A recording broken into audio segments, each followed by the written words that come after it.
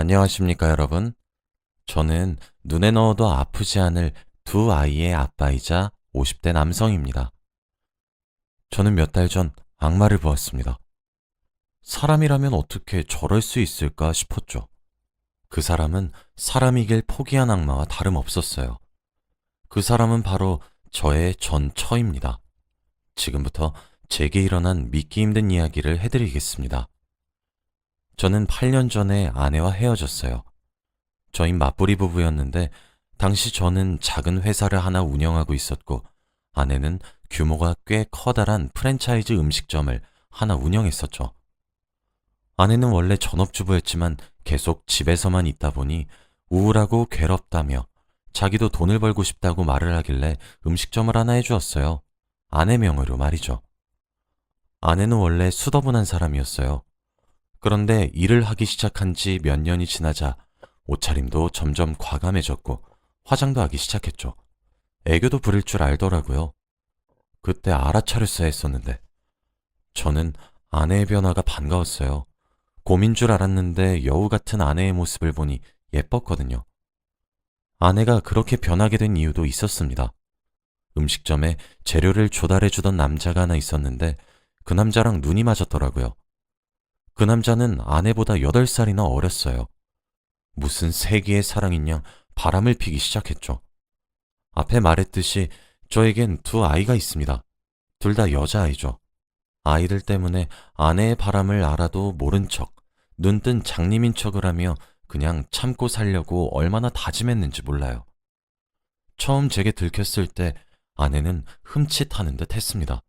그래서 자제하는구나 했는데 아내가 바람을 피우고 있다는 사실을 알고 나서도 제대로 대응하지 않으니 아내는 점점 대놓고 바람을 피우기 시작하더라고요. 아주 미쳐 날뛰면서 말이죠.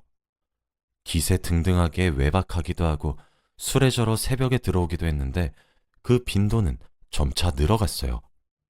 한 달에 한 번이던 것들이 어느새 이틀에 한 번 정도가 되었더군요. 우리 부부의 사이는 날이 갈수록 나빠질 수밖에 없었습니다. 점차 각방을 쓰기 시작했고 집을 공유하는 수준이었어요. 그래도 이혼을 하진 않았습니다. 아이들 때문에요. 제가 어렸을 때 아버지가 일찍 돌아가셨는데 애비 없는 자식이라는 말을 종종 듣고 자랐습니다. 그래서 제 아이들에게 제가 받았었던 상처를 똑같이 안겨주고 싶지 않았어요. 그런데 어느 주말, 저는 다른 날과 다름없이 아이들과 함께 시간을 보내고 있었는데 아이들이 제게 그러더군요. 엄마는 자기들을 싫어하는 것이 아니냐고요. 왜 그렇게 생각하냐 물어보니 엄마는 우리랑 놀아주지도 않고 매일 늦게 들어오는데 우릴 사랑하는 게 맞냐더군요. 그때 첫째는 겨우 초등학교 3학년이었고 둘째는 갓 입학한 1학년이었어요. 어린 아이들의 입에서 그런 말을 들으니 순간 머리를 망치로 한 대 맞은 것만 같더라고요. 그때부터 고민을 하기 시작했습니다. 저런 여자라도 엄마니까 엄마의 존재로 남겨줘야 할 것인가 하면서 말이에요. 제 고민의 대답은 이혼을 하는 것이었어요. 결국 저는 이혼 소송을 진행했습니다. 제가 아무런 핍박도 하지 않으니 점점 대놓고 기세등등하게 바람을 폈기 때문에 바람을 뒷받침해주는 증거들은 화수분처럼 쏟아져 나왔고 저는 당연히 승소했죠. 면접 교섭권도 박탈하려고 노력했습니다. 하지만 부모 자식 간의 인연은 천륜이라고 하늘이 점지해준 인연이라고 하잖아요. 그래서 그런지 쉽게 박탈되지 않더군요. 그런데 남자의 눈이 돌아간 여자가 아이들을 챙기겠나요? 면접 교섭권을 이용해 약속하지 않은 날에 찾아와 제 맘대로 아이들을 보기 일쑤였고 약속하기로 한 날에 펑크 내기도 했었죠. 아이들도 그 사이 사춘기가 지나고 머리가 커지면서 엄마의 바람으로 제가 이혼했다는 사실을 알게 된 이후 엄마를 만나는 것을 꺼리더군요. 엄마지만 이해할 수 없다고 했습니다. 그러던 어느 날 작년 여름부터 자주 얼굴을 비추기 시작했어요. 아내는 저를 찾아와 진심으로 사죄하기 시작하더군요. 저는 우리 사이는 이미 끝난 사이니까 사적인 이유로 마주치고 싶지 않다고 아이들 문제가 아니라면 마주치지 말자고 단호하게 내쳤어요. 하지만 그럼에도 불구하고 아내는 저를 계속 찾아왔습니다. 아이들도 내심 제가 아내를 받아주길 바라는 눈치였어요. 이미 아내는 아이들에게 따로 찾아가 엄마가 미안하다고 말을 하고 눈물을 흘리며 사과를 했었다고 하더군요. 아이들도 처음엔 엄마의 갑작스런 태도 변화에 경계를 했지만 이내 벽을 허물고 엄마를 다시 받아주더군요. 아내와 아이들이 예전처럼 다시 같이 살자고 매달렸어요. 아내가 그런다면 거들떠도 보지 않겠지만 한창 사춘기인 아이들까지 그러니 마음이 흔들리더군요. 그래서 큰맘 먹고 아이들을 위해 가정을 합치기로 했습니다. 아니 어쩌면 저도 내심 마음속으로 아내의 사과와 뉘우침이 기꺼웠던 걸지도 몰라요. 다시 합치게 된 저희 네 식구는 8년 전 이혼했을 때보다 훨씬 경제적으로 여유로웠습니다. 제가 운영하고 있던 회사는 쭉 상승세를 유지해 규모가 조금 더 커졌고 아내는 그 사이 여러 개의 음식점을 동시에 운영하고 있더군요. 여유가 있다 보니 저와 아내는 가사도우미 아주머니를 한 분 고용했습니다. 식사나 빨래, 청소 등 집안일을 부탁할 심산으로 말이죠. 아내와 살림을 다시 합친 이후 정말 열과 성을 다해 아내 노릇과 엄마 노릇을 하기 시작하더라고요. 신혼 때로 돌아간 듯한 느낌이었습니다. 아니, 오히려 그때보다 더 헌신적이었어요. 저에게는 물론 아이들까지 먹는 것, 입는 것 하나하나 전부 일일이 신경 쓰기 시작했죠. 고등학생과 중학생인 딸들에겐 특히 더 잘해주었어요. 저와 아이들에게 야채를 갈아서 만든 건강 주스를 챙겨 먹이면서 공부하고 일을 할 때 체력이 제일 중요하다 말을 했었고, 비타민을 챙겨주거나 함께 운동하는 시간을 가지는 등 열심히 엄마의 역할을 했죠. 아내는 다시 살림을 합치고 난 이후부터 건강 문제에 집착하는 것 같았지만 저는 정말 아내가 진심으로 뉘우쳤다고 생각했어요. 하지만 그건 제 착각이었습니다. 그렇게 속아놓고 또 속은 제가 그렇게 멍청할 수 없어요. 아내는 큰딸의 건강에 유독 예민했습니다. 큰딸도 다이어트니 뭐니 하며 건강해지는데 온 힘을 다하는 듯한 느낌이었죠. 큰딸이 제일 좋아하는 음식 중 하나인 치킨도 마다하더라고요. 어느샌가 큰딸의 볼이 홀쭉해진 것을 보았을 때 이건 보통 일이 아니다 싶었습니다. 저는 큰딸에게 이제 곧 수험생인데 공부도 먹으면서 해야 잘할 수 있다고, 지금 살이 조금 쪄도 대학 가면 다 빠진다며 이것저것 챙겨 먹이려고 했어요. 제 걱정은 태산 같았죠. 그런데 아내는 옆에서 원래 여자들에게 다이어트는 숙명과도 같다고 저보고 오히려 유난 좀 떨지 말라고 꾸짖더라고요. 제가 말렸는데도 들어먹질 않으니 별 수 있나요? 몸 상하는 건 하지 말라고 주의만 주고 그런가 보다 하고 넘겼습니다. 그러고 나서 며칠 지나지 않아 제가 타고 다니던 자동차는 타이어가 펑크가 나서 수리를 맡기게 되었어요. 이왕 수리를 맡긴 김에 부품도 교체해야겠다 싶어 그것까지 요청했었죠. 시간이 조금 걸린다는 말에 저는 아내의 자동차를 빌려 출근을 했습니다. 제 회사는 차로 이동을 해야 했고 아내는 대중교통으로도 출퇴근이 괜찮았거든요. 아내의 차를 사용한 지 사흘 정도 되었던 날이었어요. 조수석으로 손을 뻗어 가방에서 울리는 전화기를 찾기 위해 한 손으로는 운전을 했고 한 손으로는 휴대폰을 찾아 꺼냈죠. 그 순간이었어요. 제가 잠시 눈을 뗀 사이에 사고가 났습니다. 반대편에서 졸음운전으로 제가 가고 있는 차도를 덮친 것이었습니다. 그러다 저와 사고가 난 것이죠. 상대 측의 과실이 컸기에 증명하기 위해서 아내의 자동차에 달린 블랙박스 파일을 제출해야 했습니다. 그런데 영상을 한번 확인이나 해보고 보내야지 하는 가벼운 마음으로 블랙박스 판도라 상자를 열었어요. 그런데 재생되는 영상 속에서 저는 소름 끼치는 사실을 하나 알게 되었습니다. 제가 사고가 나기 하루 전날이 주말이었는데 아내가 잠시 차를 썼었던 적이 있었어요. 제게 요한 마트에 잠시 들렸다 오겠다 말을 하고 말이죠. 그런데 아내는 마트에 가질 않고 그때 만나고 있었던 남자를 찾아갔더군요. 영상 속에서 그 둘의 대화가 담겨 있었습니다. 언제까지 우리 이렇게 살 거야? 라는 그놈의 애교 어린 말에 아내는 미안하다고 말을 하며 나한테 당신밖에 없는 거 잘 알잖아 라고 하더군요. 외롭다는 남자의 말에 꼭 안아주었죠. 그러면서 덧붙이기를 나 그 사람이랑 같은 식탁에 앉아 얼굴 보면서 밥 먹는 것도 너무 고문이야. 그럴 때마다 당신이 얼마나 보고 싶고 그리운지 당신이 알아? 우리가 함께 살려면 이 정도는 감수해야 돼. 나 정말 당신 하나 보고 이렇게 고생하는 거야. 내 맘 알지? 조금만 더 기다려줘. 하며 어르고 달래는 아내를 보니 참 별별 생각이 다 들더라고요. 그리고 애아빠가 가족이라면 끔찍히 생각하는 사람이라서 진짜 이렇게까지 할 수밖에 없어. 내가 들어와서 애들한테 헌신하고 그런 모습을 봐야 진정성이 있잖아. 원래 사기도 치려면 그 역할에 빙의해야 되는 거야. 알았지? 라는데 진짜 기가 막히더군요. 저는 생각보다 큰 사고임에도 불구하고 큰 상처가 따로 없어서 며칠 후 집으로 잘 퇴원할 수 있었어요. 오자마자 아내의 캐리어를 열어 짐을 간단하게 싸고 있었습니다. 쫓아낼 생각이었고 아내도 할 말이 없겠지 싶었거든요. 그런데 옷장 깊숙한 곳에서 웬 종이봉투를 하나 발견하게 되었습니다. 그 종이봉투 안 속에는 간 이식 안내서랑 적합성 검사 종이가 들어있더군요. 그곳엔 우리 큰딸의 이름이 적혀 있었습니다. 와, 정말 설마 싶었어요. 저는 큰딸에게 연락했죠. 밖에서 따로 큰딸과 만나기로 약속했고 아내의 짐은 쌌던 걸 다시 풀고 일단 아무런 일도 없는 척했어요. 일단 큰딸에게 자초지종을 들어봐야 했습니다.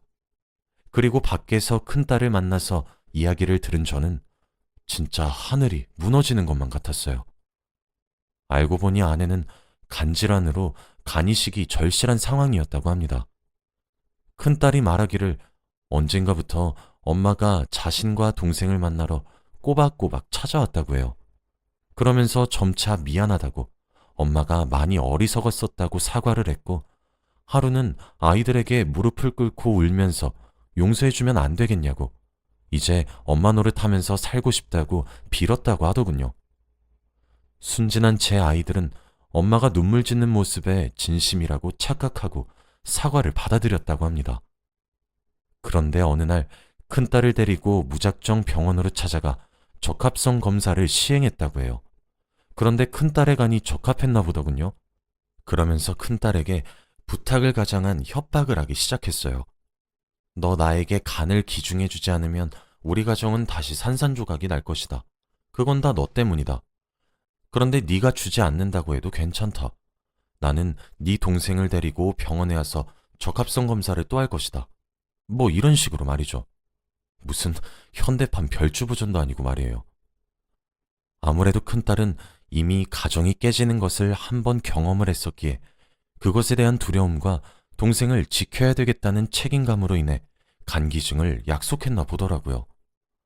아내가 다시 가정으로 돌아와 건강관리에 집착했던 것도 이유가 있었던 거였습니다. 간 기증자인 큰딸의 건강에 집착해야만 했던 거겠죠. 혹시 모르니 저와 둘째 딸도 보험으로 함께 건강하게 만들었던 것이고요. 가사도우미 아주머니에게 물어보니 아내가 자신에게 건강주스 레시피와 한 달에 차려야 할 식단표와 큰딸에게 따로 해줘야 할 건강식의 레시피 등을 손수 만들어 주었대요. 자기가 투병 생활을 하고 있는데 큰딸이 자기를 많이 닮아서 걱정이 된다고 큰딸과 자기를 특히 더 챙겨달라고 하면서 말이죠. 자기가 투병 중이란 사실을 알면 가족 전체가 많이 걱정할 테니 자기가 말할 때까지 당분간 숨겨주시라는 부탁도 잊지 않았더군요. 와, 진짜 소름이 끼쳤습니다. 저는 큰딸에게 집으로 들어가라 말을 한 뒤 그 길로 아내를 만나러 갔어요. 눈이 뒤집어졌죠. 아니 세상 천지에 부모가 자식 간 빼내겠다고 정성을 들이는 경우를 보신 적 있으신가요? 가뜩이나 아직 성인이 되지도 않은 자식이고 여자애인데요. 수술하면 얼마나 큰 용이 지는데 진짜 기가 차서. 이미 아내를 만나기 직전에 저는 화가 머리끝까지 난 상태였고 이성을 잃어버리기 직전이었어요. 아내는 가증스럽게 웃는 낯을 하며 제게 어머, 여보, 여기까지 무슨 일이에요? 라며 반기더군요. 저는 아내의 얼굴을 보자마자 뺨을 내리쳤습니다. 제게 뺨을 맞고 옆으로 엎어진 아내에게 누군가 미친 듯이 달려오며 아내를 부축하더군요. 바로 그놈이었습니다. 저는 당신이 사람이야? 어떻게 자기 자식 간을 빼달라고 강요해? 라고 하니 아내는 당황스러워하며 아니 당신이 그걸 어떻게? 라더군요. 그러면서 횡설수설했습니다. 이야기를 들어보니 시한부 같은 인생은 아니지만 간이식이 절실한 상황이긴 한 것 같았어요. 뇌사자의 장기를 기증받으려고 했지만 등급이 낮게 평가되어 총각을 다투는 대기자들에게 밀려나고 있어서 뇌사자의 장기 기증은 기대하기 힘들 것 같다고 하더군요. 여보, 근데 들어봐. 아직 우리 딸은 젊잖아. 젊으면 회복이 더 빠르대. 그리고 어차피 간은 다시 자라잖아. 우리 딸은 괜찮을 거야. 어? 이러는데 진짜 화가 미친 듯이 나더군요. 저는 그 두 사람을 노려보며 아니 그럼 당신은 저놈한테 간을 달라고 하지 왜 멀쩡한 애들을 건드려? 사람이 정도란 게 있는 거야. 애들이 한창 엄마 사랑 구걸했을 때 남자한테 눈이 멀어서 가정 파탄 냈으면 적어도 뻔뻔하게 나오진 말아야 될 것 아니야? 만약에 애한테 후유증 오면 그래서 평생 약 달고 사는 인생 돼버리면 어쩔 거냐고. 당신은 당신 인생만 중요해? 그깟 알량한 사랑하겠다고 가족을 등져놓고 뭐? 간을 달라고? 당신은 사람 가죽 뒤집어 쓴 악마 같은 여자야. 라고 소리쳤죠. 그런데 갑자기 그놈이 제게 무릎을 꿇더군요. 저도 제가 주고 싶어요. 저도 적합성 검사했고 누나네 친정 식구들도 전부 적합성 검사했어요. 그런데 저희 모두 적합하지 않다는 결과 받았단 말이에요. 정말 어쩔 수가 없었다고요. 라며 아내를 좀 살려달라 빌더군요. 들어보니 아내는 청천벽력처럼 그런 결과를 받고 삶의 의욕을 잃어갈 때쯤 저희 딸들이 생각났다고 합니다. 둘째는 너무 어리고 첫째는 조금 있으면 성인이 되기도 하고 그래서 믿져야 본전으로 애들에게 사과하면서 달랜 후 첫째를 데리고 무작정 병원을 가서 적합성 검사를 했는데 큰딸의 간은 적합성 검사를 통과했던 거였죠. 아내도 같이 무릎을 꿇고 제게 빌기 시작했어요. 저는 난 절대 허락 못해. 두 번 다시 내 새끼들 건들 생각하지 마. 이번엔 당신 뺨 한 대로 끝내겠는데 다음에 걸리면 뼈도 못 치를 줄 알아. 그러게 행실을 곱게 하지 그랬어. 당신 천벌 받은 거잖아. 안 그래? 살림만 합치길 천만다행이지. 당신은 몸만 나가면 될 것 아냐. 내일 문 앞에 당신 물건 싹 다 갖다 놓을 테니까 가져가. 내일 안 가져가면 싹 다 갖다 버릴 거니까. 라고 화를 낸 후 집으로 돌아왔어요. 아내는 그 와중에도 제게 그럼 당신 간이라도 나한테 주던가! 라고 소리치며 바닥에 주저앉아 통곡하더군요. 저는 집으로 곧장 돌아와 아이들을 거실에 불러 앉혔어요. 그리고 아이들의 얼굴을 하나씩 쳐다봤죠. 이제 고등학생과 중학생인 아이들의 얼굴을 보니 진실을 얘기해도 괜찮을지 걱정이 앞서더군요. 하지만 제가 모르게 아내가 수작을 부릴 가능성이 있었던 것이 제게도 너무 큰 충격이었던 터라 모든 것을 솔직하게 이야기하기로 했습니다. 큰딸은 아내가 자신의 간을 노렸다는 사실은 알고 있었지만 아내의 사과와 미안함이 그래도 자신들을 위한 사랑이었다고 생각했는데 그런 것들이 아니었다는 사실에 커다란 충격을 받았고 자기를 정말 장기 기증용으로 이용했던 사실에 크게 상처를 받았어요. 둘째 딸은 자신의 언니가 가족의 평화를 위해 희생했다는 사실과 엄마의 모든 행동들이 거짓된 행동이었다는 것에 충격과 상처를 받았죠. 그 와중에도 제 아이들은 제게 아빠는 괜찮아? 라며 묻더라고요. 그 질문에 참고 참았던 눈물이 펑펑 쏟아졌습니다. 어쩌면 제가 가장 큰 상처를 받았었던 것 같기도 해요. 아이들에게 엄마를 빼앗았단 죄책감이 항상 있었고 제가 아이들과 성별이 달랐기에 여자 어른으로서의 역할을 해주진 못했으니까요. 가족이 깨어졌다는 죄책감도 상당해서 아내가 사과와 함께 가정으로 돌아왔을 때 누구보다 제가 제일 기뻐했었던 것 같습니다. 저는 아이들에게 괜찮다고 장기 기증에 대한 위험성을 얘기해 주었고 절대 응하지 말라, 큰딸에게 못을 단단히 박았죠. 아직 미성년자이기도 하고 제 눈엔 아기로 보이는데 이런 아이의 간을 빼가려고 했던 게 기가 차더라고요. 그렇게 저희 가족은 다시 헤어졌습니다. 아내가 저희 집에 몸만 들어와 살림만 합쳤던 터라 법적으로 엮여있지 않아서 두 번째 헤어짐은 단순했어요. 그 뒤로 꾸준하게 저희 가족에게 연락을 해오곤 있습니다. 저는 이번에 이 모든 일들을 근거로 아이들의 면접 교섭권을 박탈해 보려고 해요. 어렵겠지만 불가능하진 않을 것 같기도 합니다. 인생을 살아가다 보면 많은 일을 겪게 된다고 하는데 저도 제가 이런 마음을 갖게 될 줄 생각조차 해보지 못했습니다. 모든 일이 정리되고 나면 아이들을 데리고 가까운 곳으로 여행이나 갔다 오려고 해요. 잘 마무리되길 여러분들도 빌어주세요. 제 이야기를 끝까지 들어주셔서 감사합니다.